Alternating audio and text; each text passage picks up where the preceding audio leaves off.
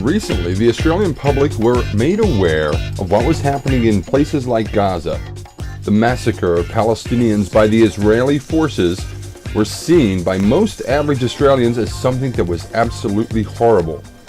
And indeed, the only reason we got to see some of the worst images was because of websites, was because of sites like Press TV, sites like Middle East Online, sites like Rents.com and WhatReallyHappened.com, etc. However, recently the Australian government is moving to ban these sites from the internet because they contain a lot of information that the government does not want Australians to learn. This kind of censorship will be the only kind of censorship in any Western country in the world. And it equals, in fact, it goes even further than the censorship in China and Russia.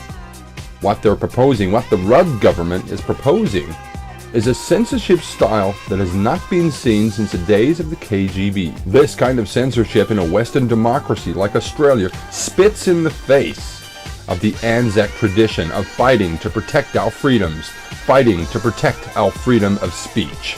When they start doing things like censorship of Australians' choices over internet sites, they start spitting in the faces of those who died in the Anzac Wars, those who died in the First World War, in the Second, and so on. They're spitting on the memories of the Anzac legends. So I decided to give the Minister for Communications, Mr. Stephen Conroy, I decided to give him a call and find out a few facts, pose a few questions, and see if these little retarded monkeys can answer a question from Steve Johnson. Here's what happened. Senator Conroy's office, Natalie speaking.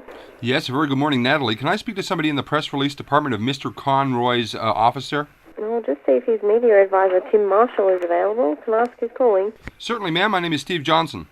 Steve Johnson from... I'm an independent researcher, ma'am.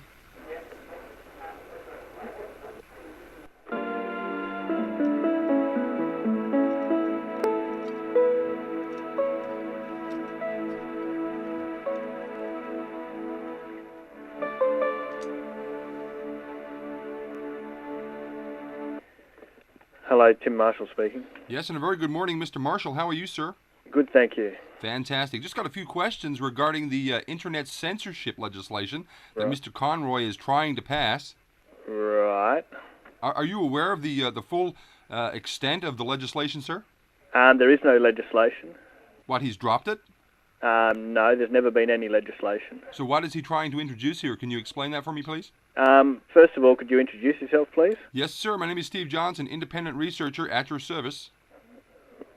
Right. Look, mate, if you'd like some information, I'm happy to help you. My best suggestion is that you send me an email and... well, sir, that's all well and good, but I've got you on the line here, so I'd just like to ask a few questions, if you may. I mean, this can't be censored, right? This is live and direct. This cannot be censored. And I guess you don't like that, because it can't be censored. I beg your pardon? I just got a few questions, if I may. First of all, are you aware of the extent of what Mr. Conroy is trying to do to the Australian public? Steve, I'm happy to provide you with some details of the cyber safety plan. If you do me the courtesy of sending me an email detailing the publication that you're writing for and some questions, I'm happy to outline the policy. Well, sir, this is the reason why I'm calling, because I'm not interested in emails. I'm not interested in answering a voice message service. I'm interested in getting some answers. And if you could, sir, I'd like to ask you a few questions. Are you aware of the extent of Mr. Conroy's push to censor the Australians' internet? Steve, I'm in a position here as the media advisor to the Minister. I'm well aware of the policy that has been proposed. Okay. We're in the stage of entering into a technical pilot of what is feasible in the area of ISP level filtering. And the results of those pilots will guide the implementation of any policy in this area.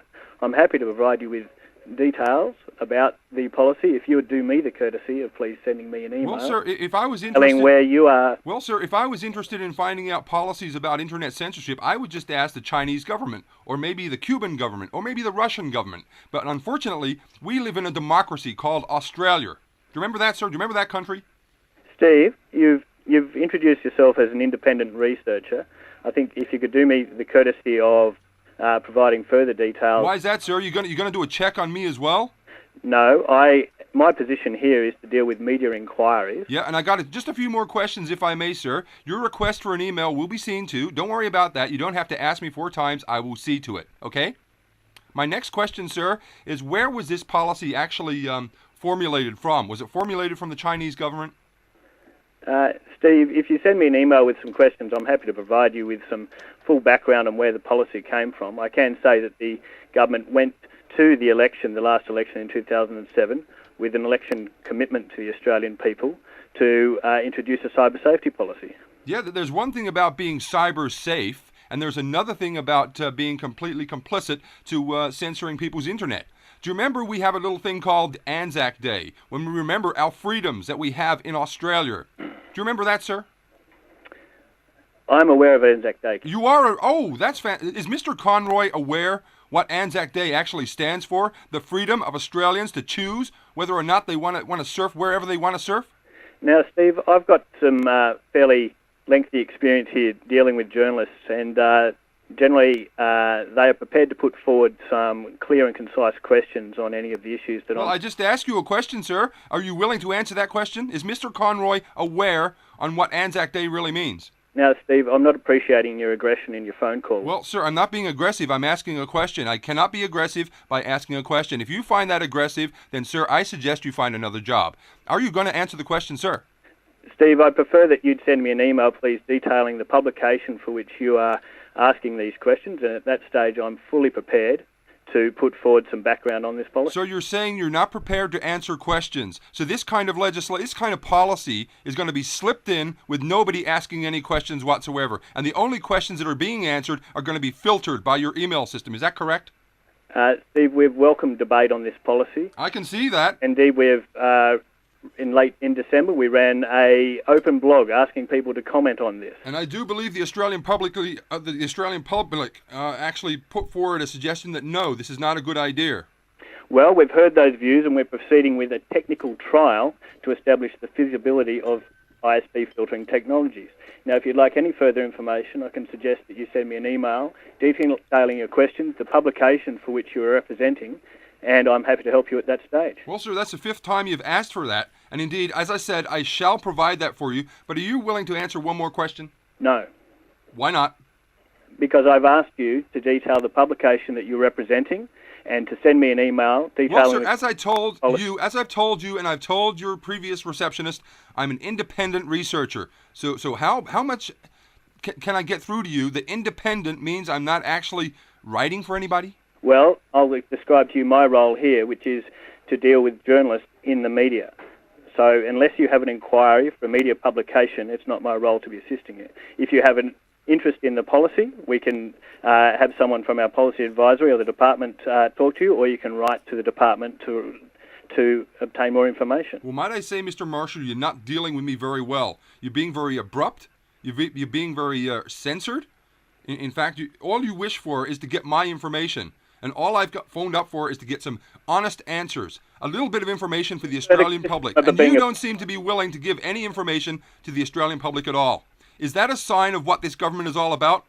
I've put forward to you a reasonable request that you provide me an email with the publication for which you are representing and any questions that you would like, as in a media capacity, answered on this policy. It sounds to me like you would like to actually censor these questions and not actually provide an honest answer. Is that what this government is about, sir? This government is all about censorship. Is that correct? No, this government is not all about censorship. Then why are you doing this to the Australian people when they said no, it's not a good idea? The government went to the election with... Sir, you're repeating yourself. That was a different question. Sir, if you'd like to put forward in an email the publication for which you're representing and a set of questions on this policy, I am happy to respond. Well, I'm questioning you on this policy right now, but you're not giving me answers. You're repeating things that you've already said. You can find out how this conversation ends in Part 2. Please click Part 2 in the box next to this video.